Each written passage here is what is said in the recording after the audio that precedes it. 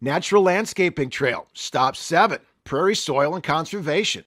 Prior to establishing prairie plants around the pond, erosion was a major problem. Why are prairie plants so good at combating erosion?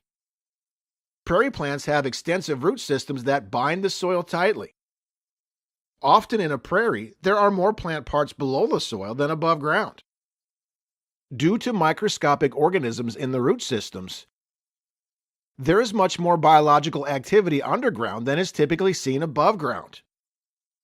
Prairie soils absorb water and nutrients, releasing them slowly, and can be used to stop erosion, store floodwaters, and capture, process, and treat excess or undesirable nutrients. The roots form a tangled mass below ground. As portions of these root systems died and decomposed each year, large amounts of organic matter built up and helped form Illinois' very rich, fertile soils, and also contain tremendous amounts of sequestered carbon. In contrast, turf grasses, such as in most lawns, have short roots and are not as effective at building soils. The land that is now Illinois once was composed of more than 60% prairie, covering about 22 million acres.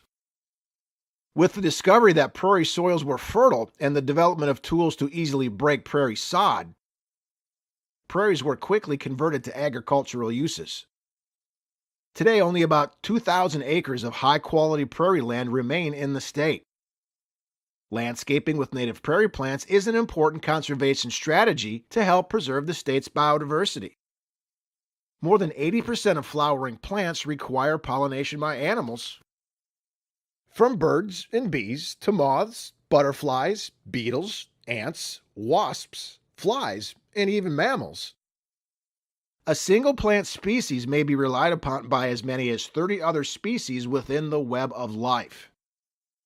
Utilizing native flowering plants in the Illinois Department of Natural Resources Natural Landscaping Plan provides a critical resource for native pollinators and other wildlife that require native prairie plants.